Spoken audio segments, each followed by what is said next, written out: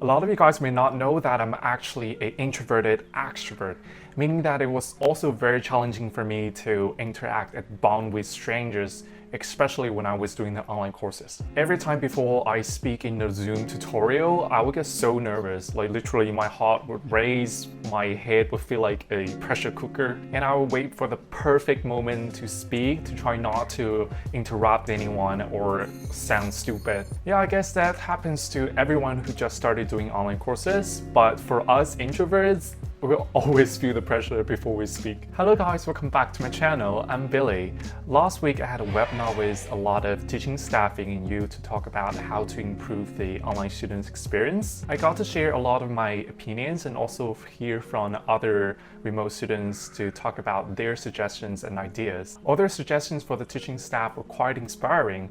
Also, I think it can be the other way around. So in this episode, I would like to share with you some practical small tips for you to connect with your professors and your classmates better so that you can have a better online study experience. First of all, I want to talk about how to make your professors remember you. As online students, the majority of the time when we see the professors is when we do online lectures, tutorials and workshops, but if all of this together is less than an hour each week, or let's say some of us only have recorded lectures, you should file a complaint to your school because that's not enough. During the workshops, the one simple thing that you can make your professor remember you is to turn on your camera. If you can only imagine standing in your professor's shoes, how frustrating it is to see a whole class full of black screens and nobody is reacting to whatever you are talking about. In my opinion, it's very important to have facial reaction and eye contact with the professors even during the online classes, like what we're doing now. I like to lean into the camera if I hear something is interesting,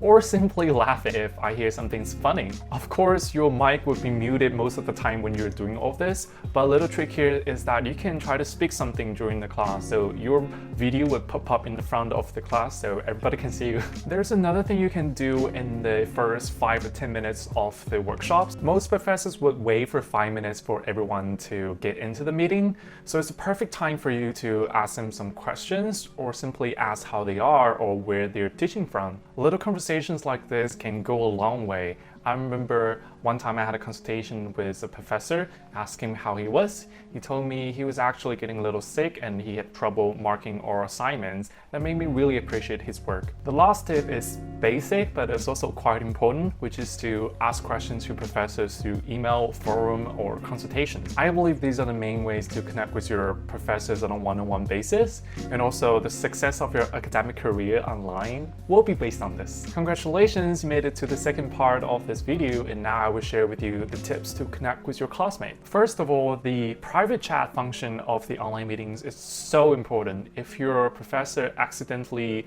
banned it, please kindly ask them to enable it. I always use the private chat function with my classmates to give comments, ask questions, or even ask their Facebook account. A nightmare for most online students is the breakout room time. Like, there were so many times it was so awkward, nobody was talking or nobody had their camera on. Actually, besides the academic discussion, you can also have a little chit chat with your classmates. Like, you can ask them how they are, where they're studying from, or simply discuss how bad it is to study remotely. Another trick when everything gets super awkward is that you can share your screen to kind of lead the discussion so everybody has a place to look at. Another very challenging thing during online study is the group work, or let's say a group assignment. Some people may find it hard to work with people online, or some of them may hate it, but I find group work the best thing ever during my online study because that's the only time you can deeply connect with a few of your classmates. But I guess a lot of us would stay in their comfort zone for a group study. Like, for example, I'm Chinese and I would love to work with a team that are all Chinese students. I am so glad that I didn't do it.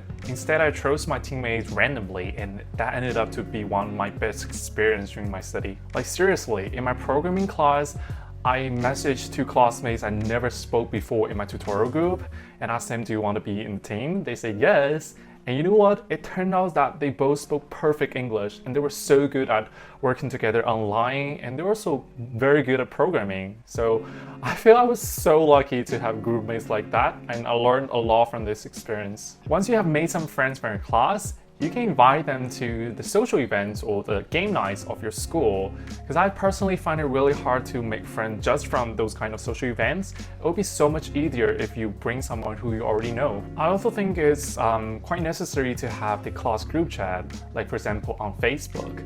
If you don't have an official one, you can actually create one by yourself. It would be great to have the group chat for all students in the class, because often I see students creating the group for their own country. Lastly, if you are ANU students in China, the study hubs are amazing. There are already 4 study hubs now in Beijing, Shanghai, Shenzhen, and Chengdu.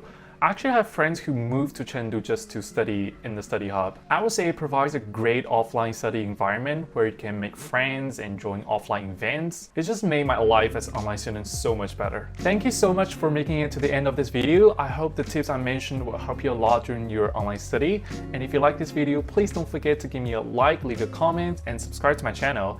And I hope to see you on the next one. Bye!